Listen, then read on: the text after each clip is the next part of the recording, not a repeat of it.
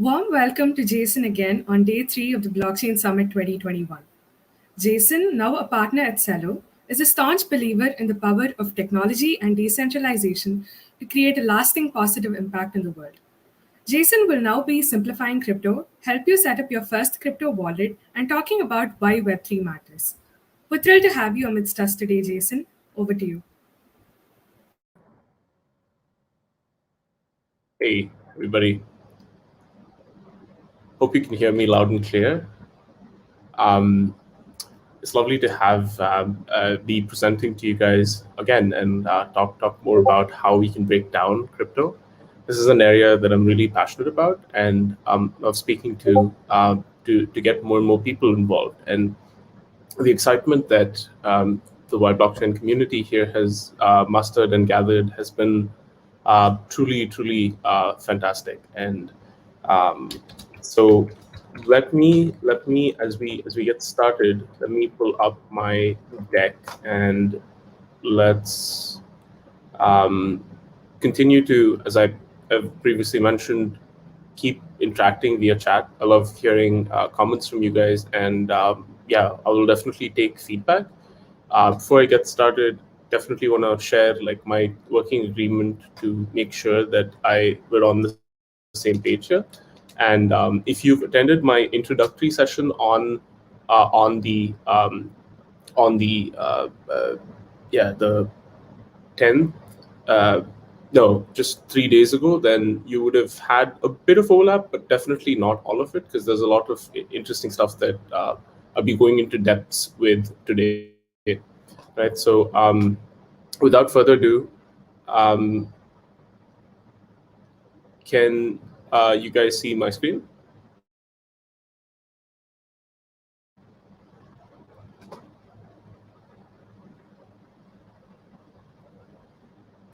Yes, Jason. Yep. Wonderful. Okay. So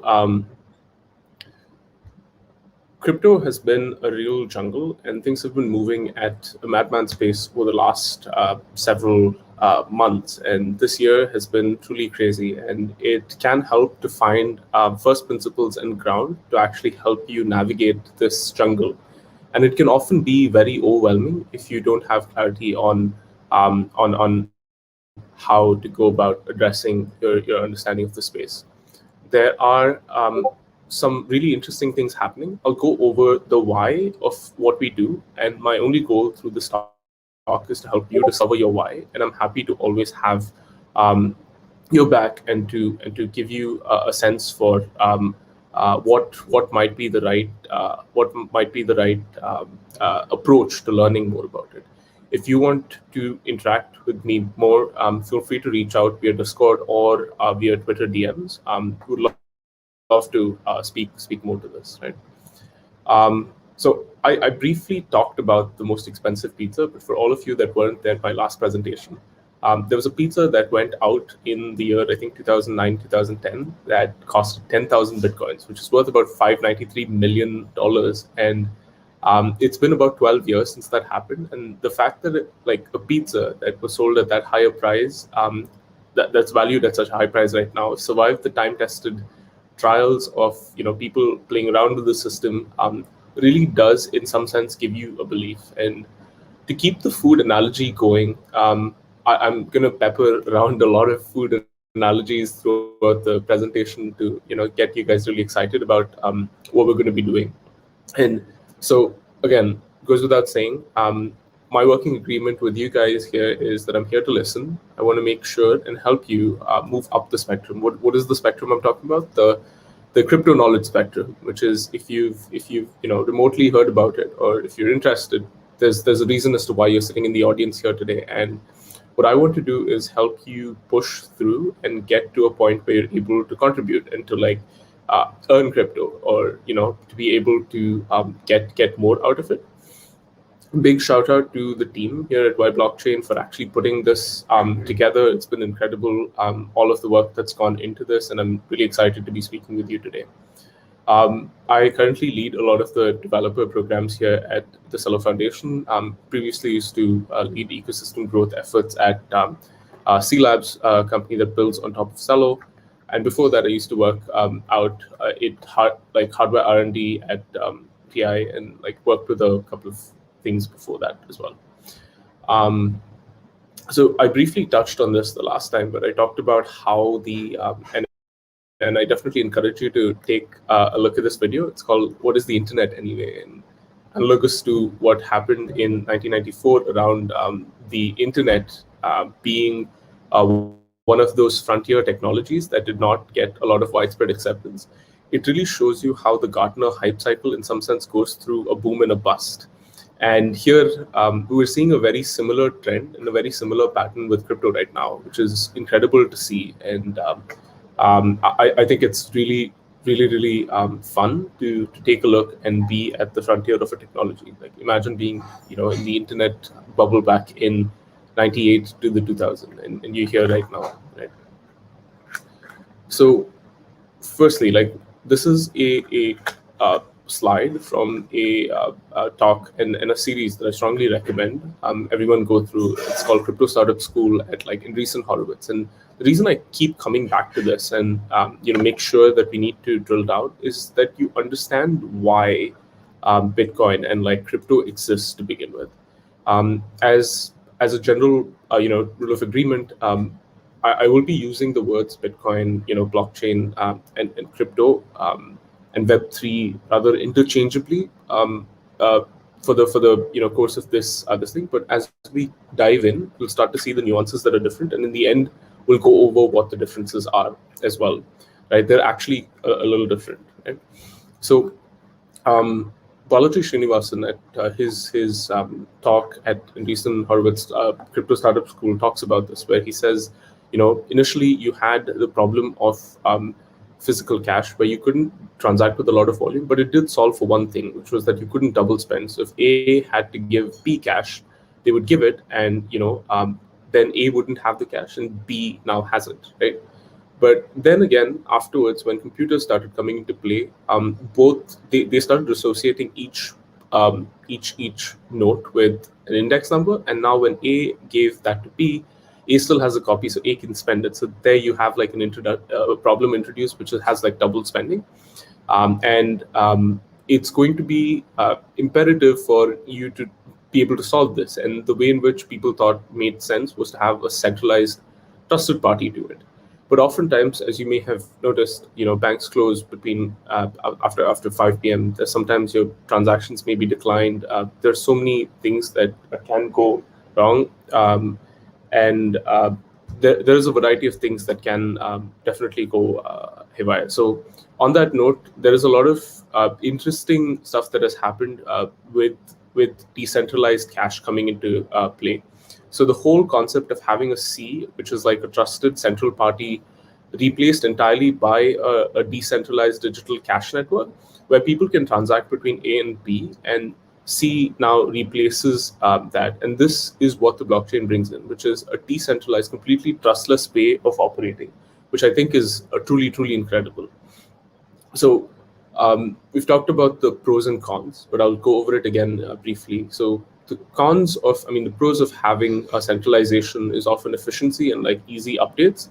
But as you saw with the Facebook outage, it's not uncommon for networks to go down, and that tends to happen more often than not. And that being said, you don't necessarily own things. There's very limited permanence. So if hypothetically, if you own a sticker or a badge on a network, you technically don't own it. You're not the self-sovereign owner of it. Someone else owns it on their platform. Whereas here, and I'll show you why this makes sense through the practical hands-on session, that you actually own and custody whatever it is that you own. And there is a degree of permanence to it, in that whether it's now or 50 years from now, you still own what you once owned. And that's why it's super interesting. Right? There is also a con in centralization that there's only one point of failure. It's a single source of truth, and there can be one point of failure, which means that you're giving a lot of power and authority to one person. There's a lot of redundancies in blockchains that can come in useful. We are still figuring out a variety of the problems, which are around decentralization, scalability, security, and all of that. But There's a lot of interesting innovation that's coming at like lightning speed right now, and there's a lot of stuff to be learned along the way as well, right? So if you just take a look at crypto and Bitcoin specifically, I'm not a Bitcoin maximalist or anything, but just to kind of put things into perspective here, this year has been quite incredible. I mean, if you look at all of the amount of adoption that crypto has received, and this is good signaling as to why you should probably be plugged into the space, right?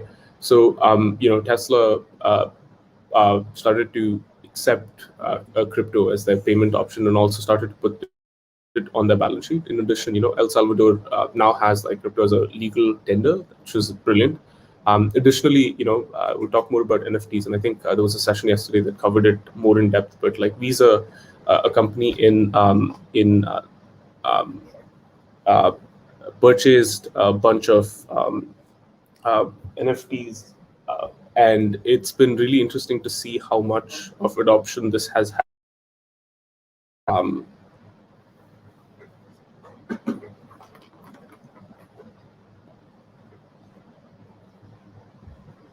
So before transitioning, I want to give a brief analogy here to speak more to what I mean by the food analogy that I was talking about earlier. So sandwiches are great, and to make a good sandwich, you need the right combination of a variety of things. And there is a lot of analogies that draw parallel to what a blockchain is, and I will come back to this.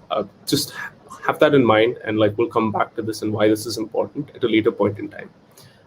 But that being said, we will move on. So, in some sense, when the keep the sandwich analogy at the back of your mind, because that's going to come in and it's going to stun you as to how like all of it connects together, right? So people talk like incessantly about Web3, and like there's Web 1, Web 2, and then there's Web 3. What exactly is Web 3, right? So earlier you were only able to read stuff from the internet. So whenever you had stuff that was there, you could read it. And then came the platform economy where you could read and write. And then this is an excerpt from the famous book, The Token Economy, and I definitely recommend reading this. And then the third model that came in had a model in which you could transact as well. All right.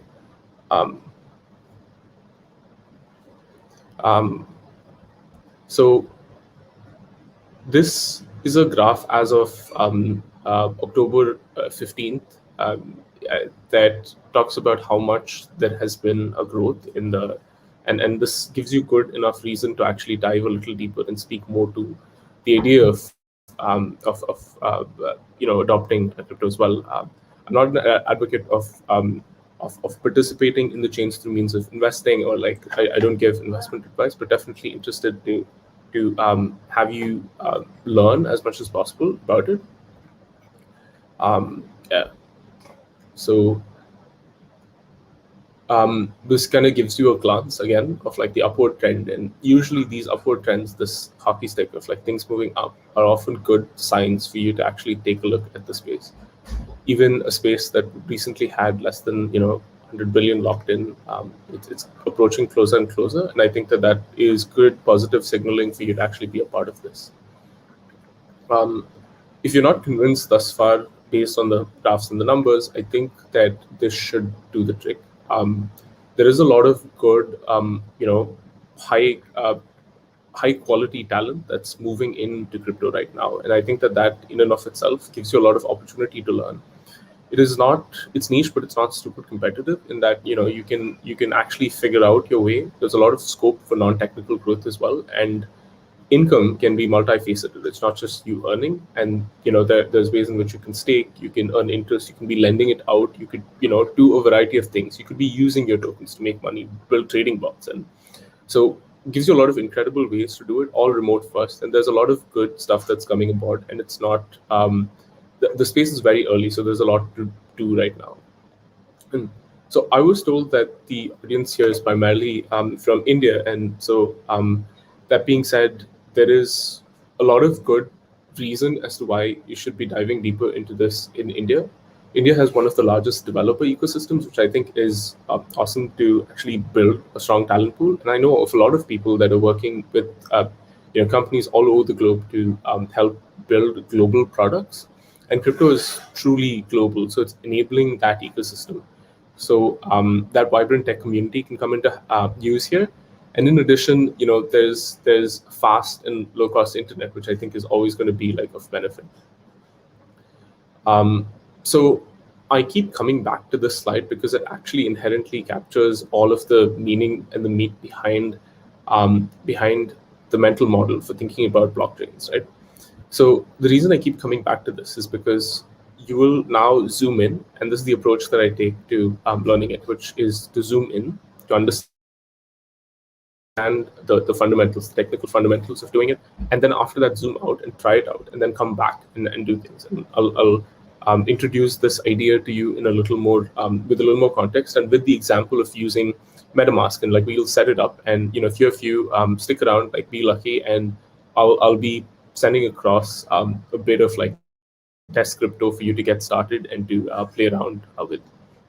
All right, so at the base layer, and this is a model that Dan Bonet at Stanford University uses to explain this, and I think it's amazing how well it captures all of the layers of the stack and gives like clear understanding of like what is happening underneath, right?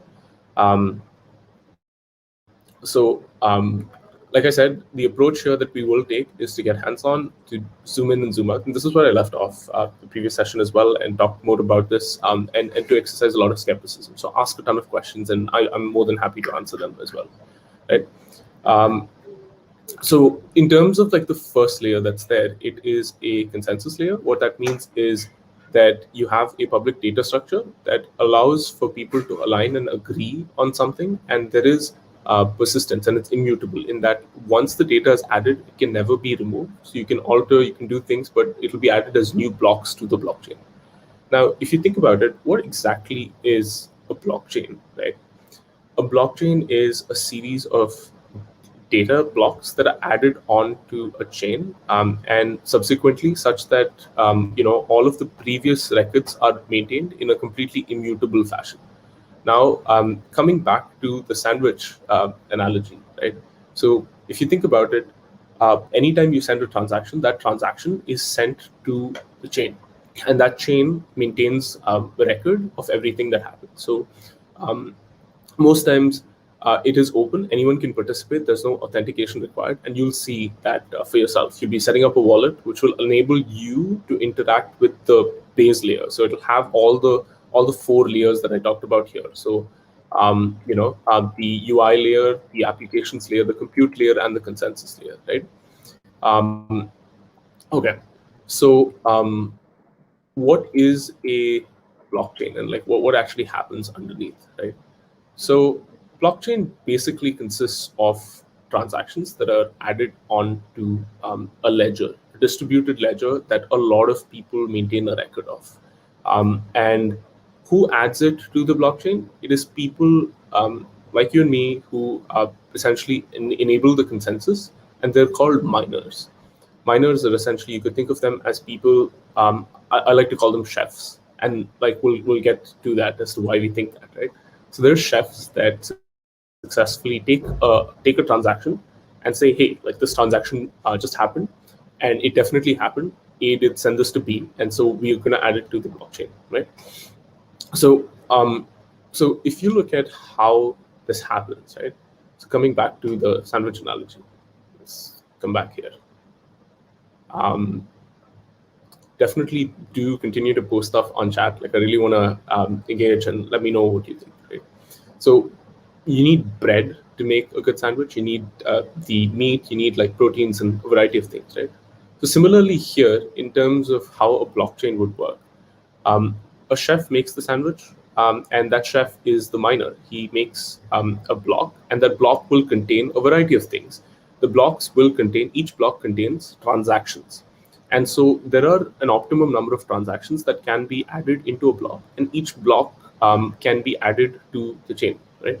Just as you have a good anatomy to a sandwich, you have a variety of ways in which people can maintain a record of what's happened previously. So one example of it is a cryptographic mathematical method called hashing functions, which essentially enables a person to map all of the inputs that they've given to a simple output. So even if one alphabet in that input is changed, it completely alters the nature of the output there. So if you look at this, and you will be able to see this more in action when you go to the activity. So let's come back to the let's go back to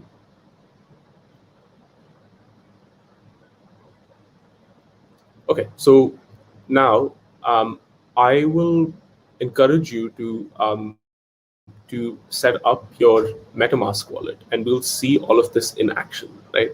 So when I say a blockchain is completely public and you have all of these layers, what exactly does that mean? And none of this will make sense unless we actually do it, like we exercise that skepticism, right? So first thing I want you to go ahead and do is install MetaMask, and I'm going to share the link to it here. So it is a Google Chrome extension that you can add onto your wallet, and the way in which you do it would be through just sharing this link. Go to metamask.io and set up this wallet. So what this wallet is it's a user interface. So think of that as the layer 3. It's a user interface that allows you or interfaces directly with the blockchain. So in some sense, it allows you as a person to create an address where you can interact directly with the blockchain, right? I'm also going to be posting all of what I'm talking about on the AMA question section in the on Discord. So feel free to go into Discord as well and pick up links and all of that, right? So just for context, let me kind of get here and go to MetaMask. So you kind of click download now. Once you click download now, you kind of get a way in which you can set it up you can install it for Brave or like Chrome or whatever the browser is. Any Chromium-based extension will allow you to do that. So as it says here, it's essentially a crypto wallet, a gateway to blockchain apps.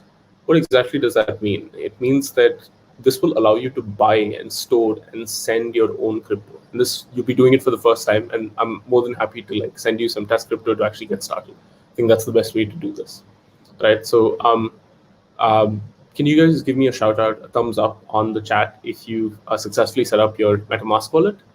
So once you've set it up, you should be able to see it here in your extensions. What I encourage you to do is to go ahead and click it here so that it gets pinned right here. And then you should be able to open it up and see what is happening here. So I'm currently plugged into a test network. So all of this is test ETH and Ethereum that you can kind of play around with.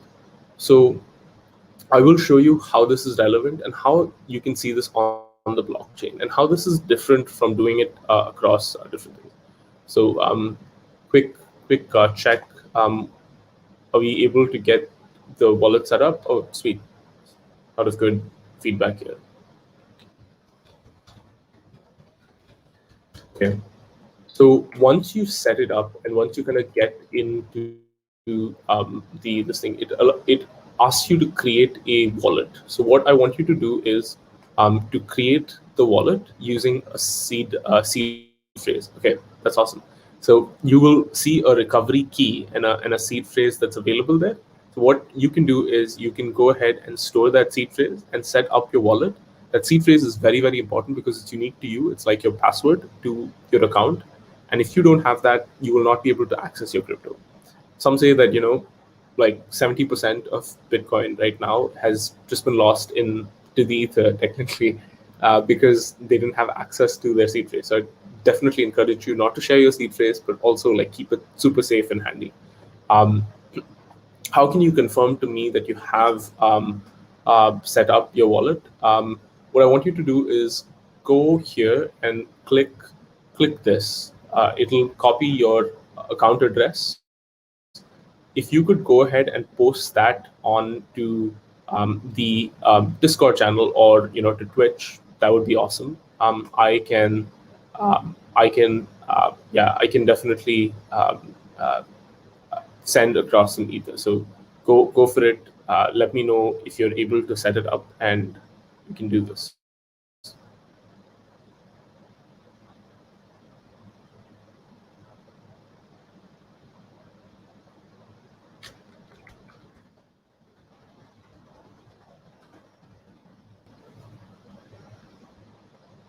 Okay, so first 5 addresses receive test ETH that we can play around with. Oh, wonderful, Zaman. Okay, can I request someone from the YBlockchain team to share that address with me as well?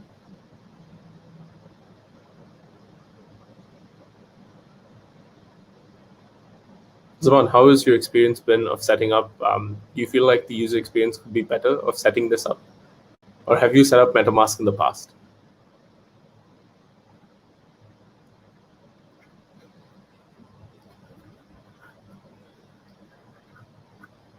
So unlike a traditional solution where you're seeing, a user interface and then a person that has, okay, that's awesome.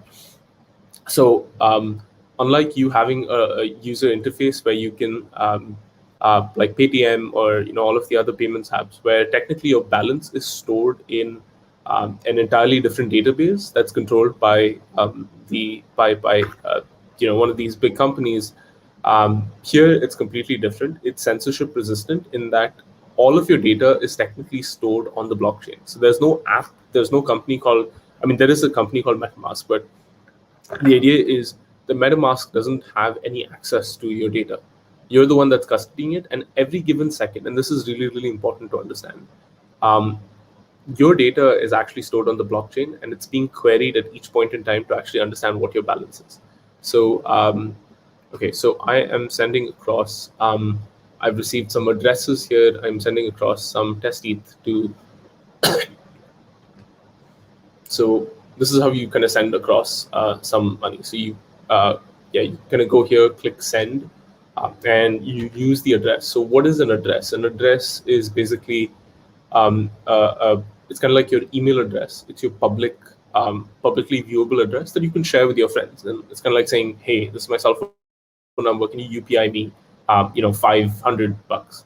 And here you can do that. So I'm going to send across, let's say 0.2 ETH to this address. And if you look at it here, it says there is a bit of gas fee that's coming in. So think about the gas fee as the cost that you're paying to the chef who makes those sandwiches and sends across the data, right? So I click confirm, and it says pending here. So Span, I presume this is your email address. I mean, your public address. So can you check if you have received it? It says pending right now, but can you check if you have received 0.2 ETH? Oh, so it's been deducted from me. So this is from my address. It's been deducted and it's gone to your address. It says the amount is 0.2 ETH, and we've used a gas limit of this much, and thereby my total cost has been 0.2.00023 ETH. Sweet.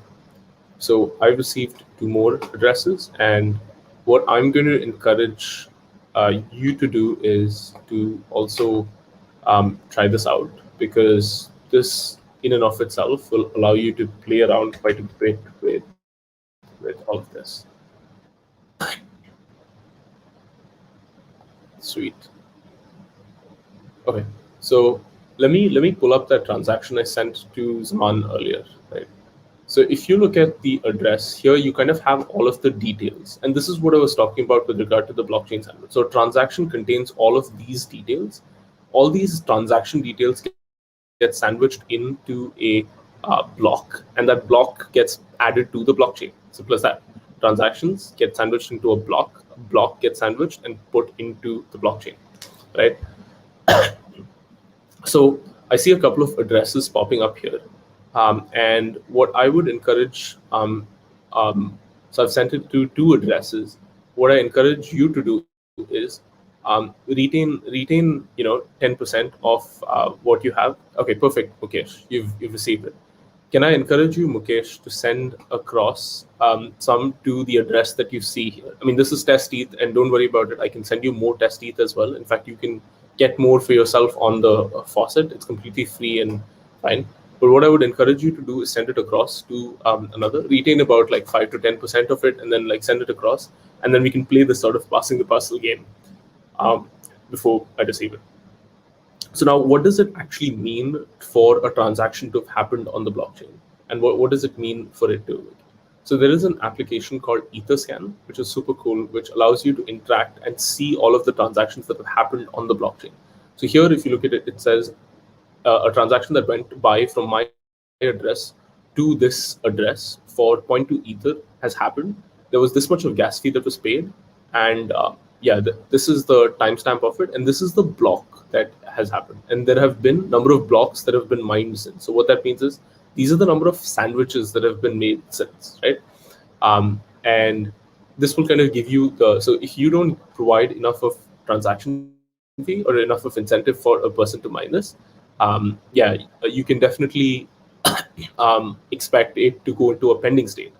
So now if you look at it, it says it's only a testnet transaction. So if I click this block, I'm now able to open the block up and see all of the transactions that happened in this particular block. So you can see all of the details. So this is what I meant when I said that each block has data that needs to be added. So the way you have the meat of your sandwich, or the protein in your sandwich, happens to be the transactions that go through. But there's a variety of things that you add. You have like the timestamp, like what time has it happened. You have the block height, which is the number of block, like the number of the block from the block number 1. So I can always go back, keep going back and viewing all of the blocks before that.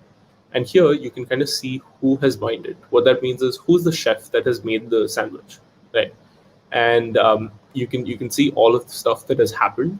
And here you can see what the hash of this block is.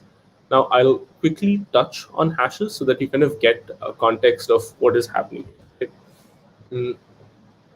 6 hash. So let's go here and quickly check this. Right. So if you look at so hypothetically, if I were to say Jason is a Jason is good. Okay, Jason is good. So hypothetically, this is the hash of it. So think of in whatever is there, and it essentially converts it to some garbled information that always begins with 0x. Here there's no 0x, but with digits that are from 0 to 9, A to F, and it essentially sends it across. So there's 16 possible characters there, and that's why it's called hex.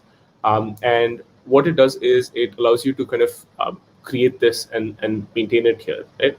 So now, hypothetically, if I were to add 1 dot here, it changes the hash entirely, and it's completely different. But if I remove that, it's back to the same, right?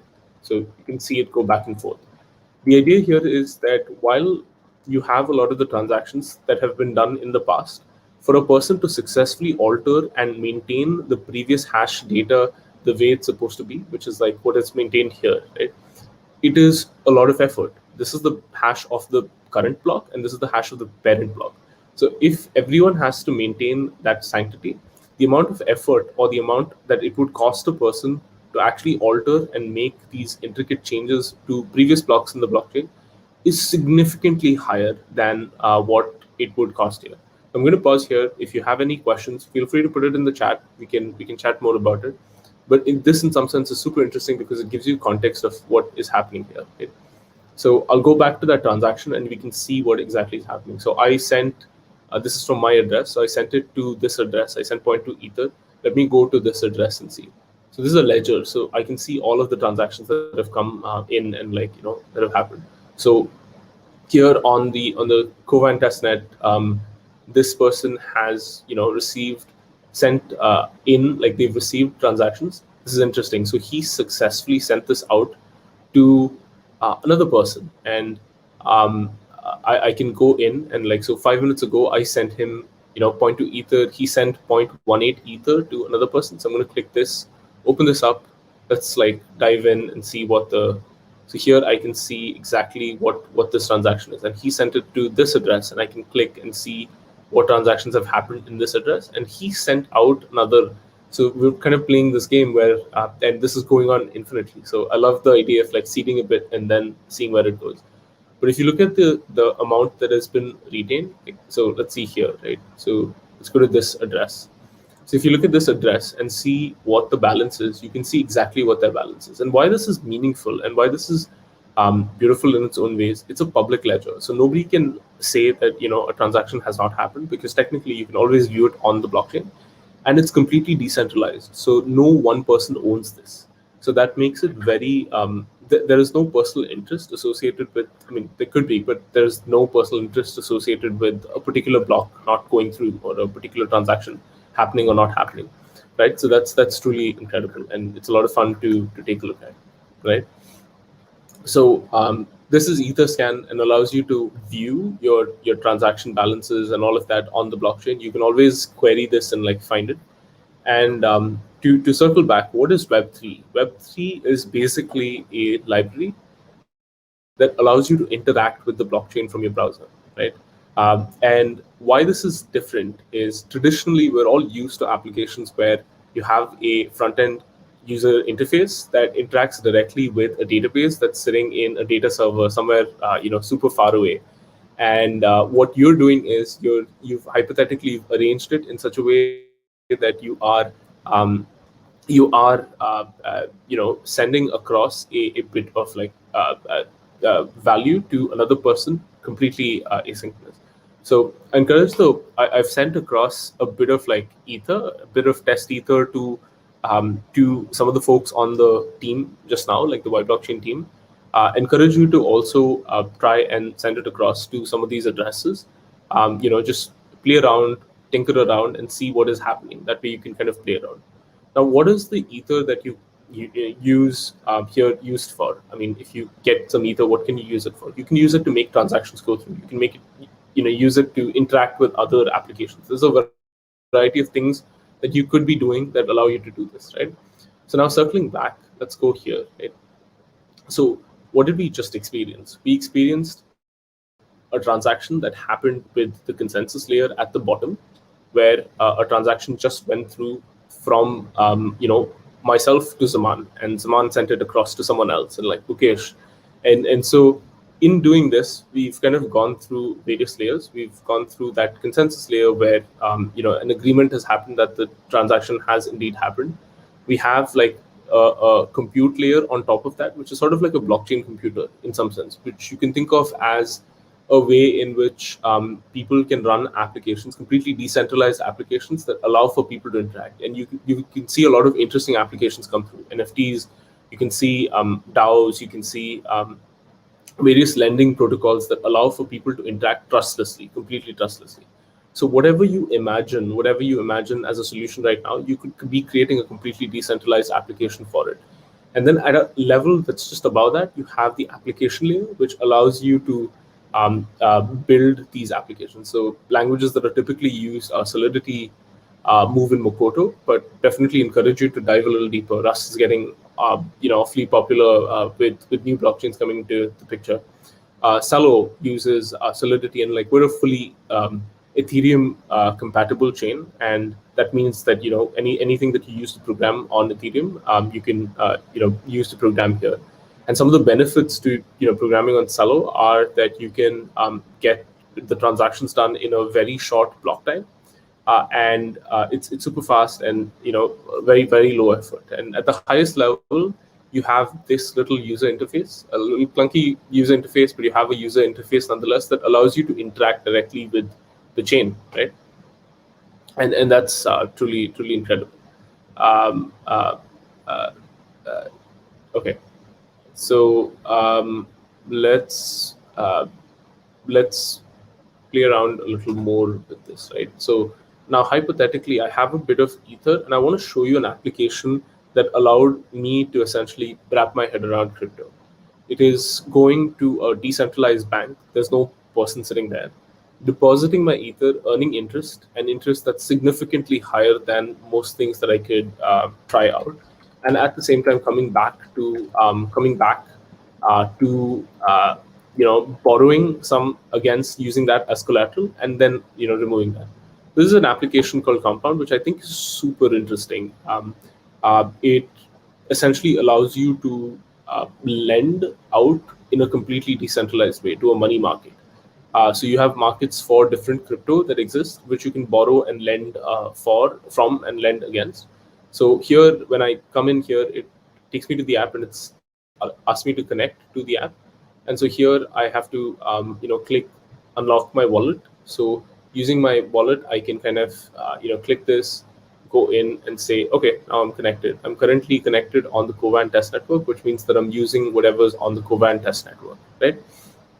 So in some sense, right now, what I'm doing is I've officially connected my wallet. I've signed a transaction, but it's saying that I want to allow my wallet to interact with directly with this particular application. And so there are a variety of decentralized applications that exist out there. In fact, there's a whole entire space out there called the decentralized finance space that allows you to essentially pick up so much of this along the way, right? And so if you look at this website called DeFi Pulse, it gives you, and that's where I got a lot of the screenshots of my the graphs going up earlier. So if you look at it here, it allows you to look at a lot of the applications that exist. It's loading, but a lot of the applications that exist that essentially make up what the space is, and this has been growing, so has a certain amount of principles associated with it. So I'm just going to quickly refresh this to give you kind of context, and refresh this as well.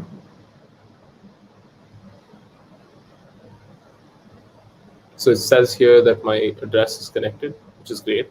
Oh, perfect. So I can see it.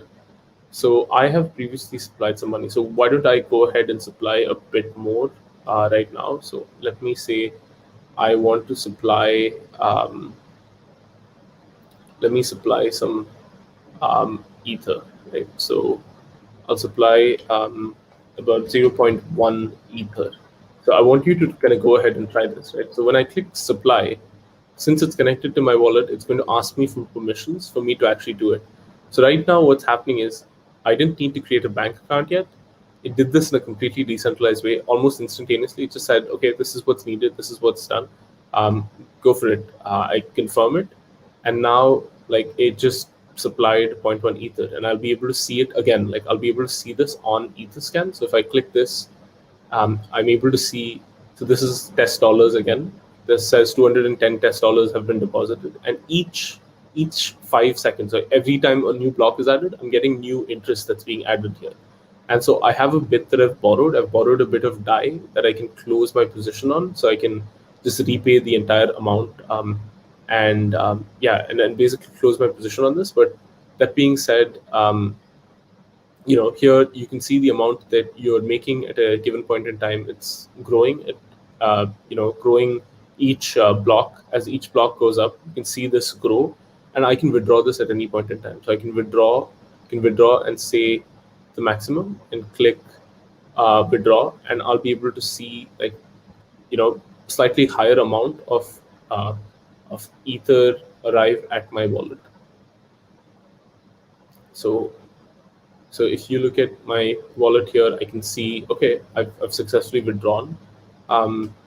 And here I can also go track this in the blockchain. I can see exactly what transaction happened in that. Like I just spent a bit of money to go and deposit some money into this like decentralized bank and come back to it. So in some sense, most decentralized applications have these layers, and like what we just interacted with, we use our MetaMask and the Compound user interface to interact with the smart contracts that are residing on the blockchain, that are running on top of the blockchain computer. And each time we do this successfully, we're able to make new transactions go through. It's essentially a state machine that's constantly altering the balances that exist and all of that, right? So it is super interesting to see when you have the right kind of like mental models here.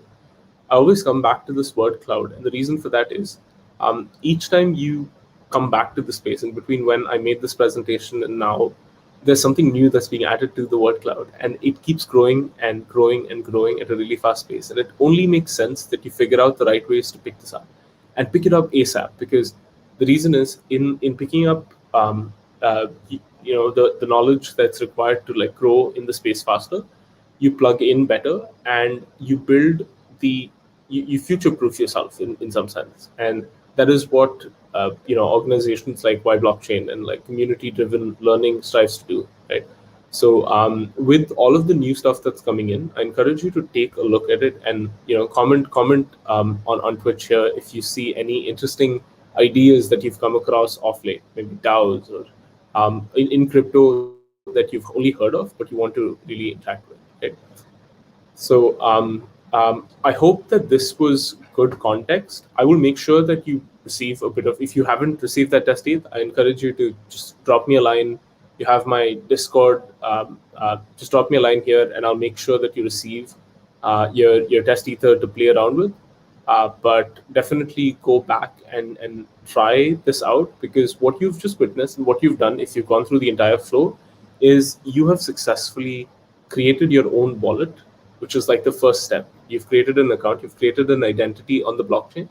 Second, you have funded your account with like some test Ether that I sent you. Third, you have now interacted with the blockchain. You've made a transaction that happened by sending and receiving a bit of Ether. And fourth, you've successfully used the Ether that you had to interact with a completely decentralized application on the blockchain.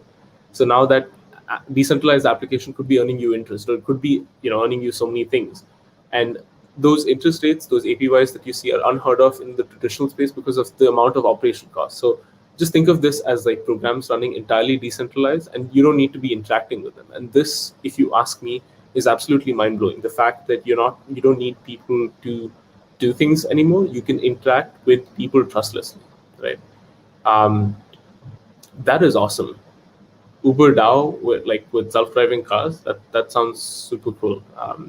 I've recently heard of a decentralized Uber where unlike Uber taking a cut of value for it, you could have a setting in which the transaction happens directly to the driver. So it's just Uber, but the backend is just like a blockchain.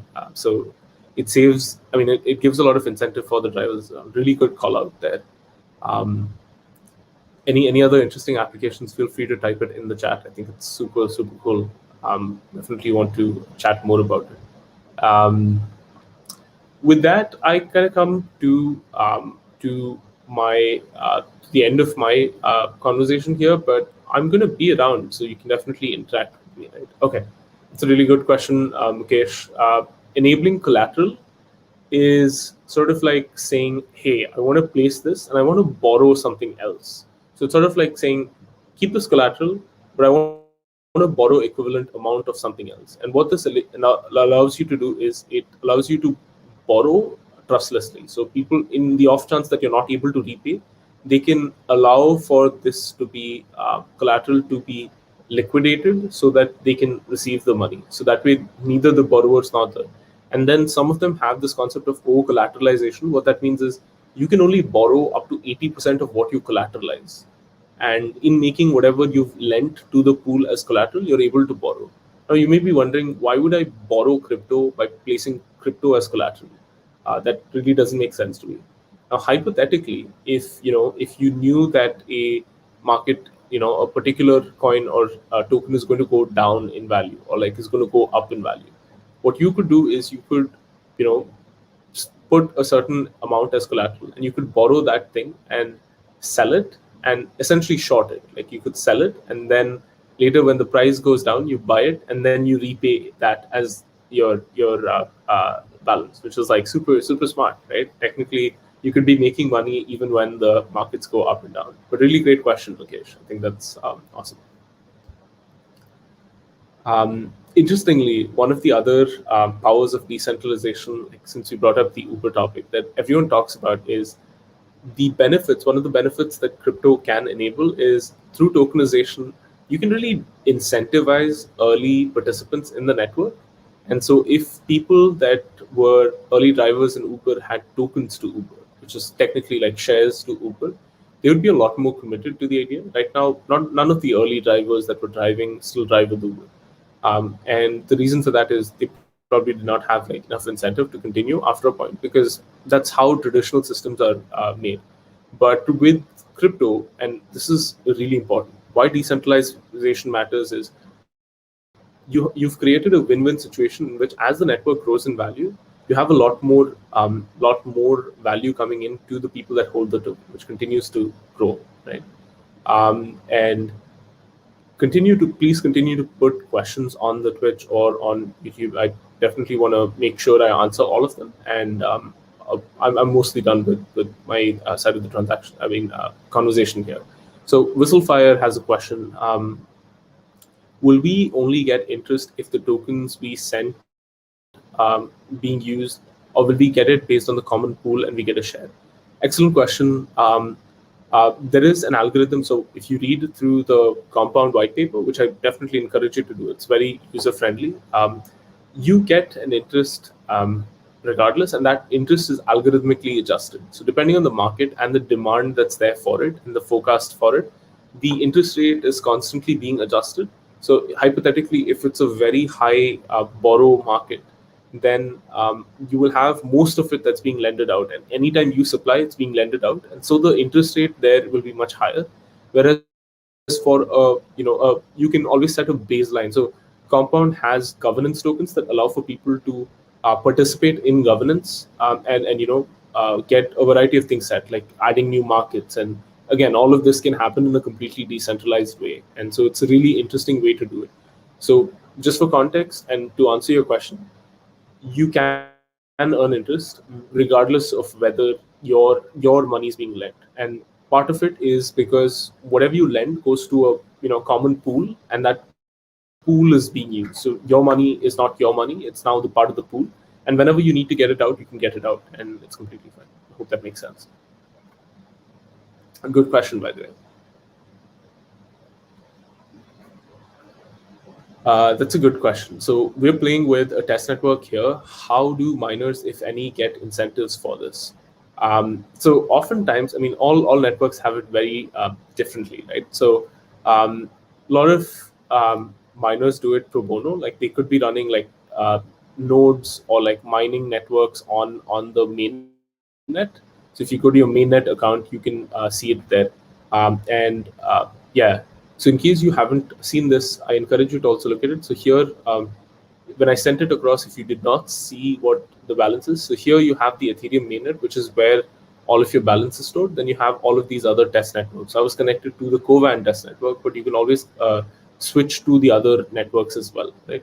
So in the mainnet, people get actual ether, which they could convert to fiat currencies, which is like Indian rupees, US dollar, and convert and use it, and that's like incentive that they get. But in some sense, when they mine on the Kovan test network, they would just get a lot of street cred, and oftentimes that is the build-up required, or like the credibility that's required, or the security audit scores that are required to actually be successfully able to do it on the mainnet. So this particular application I could be using on the mainnet as well, and as are most applications, they run on testnets as well as mainnets. And ideally, in the way in which you develop these applications, you want to be developing on a sandbox, something like a test network, and then moving it onto the main network once you've audited it and you're ready and you're confident to go. Reason for that, things are pretty like immutable, so you want to be sure about like what you're posting onto the blockchain. Good question, Mukesh.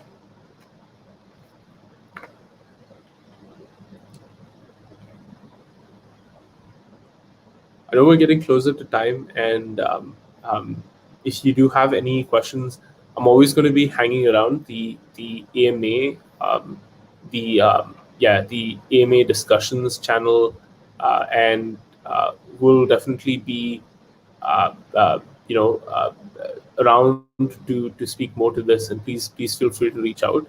Um, uh, More than happy to help out. But do post in the chat. How did you think? Or like, what are the specific ways in which I could improve the session? Or like, make crypto more accessible to people? And like, let's do that.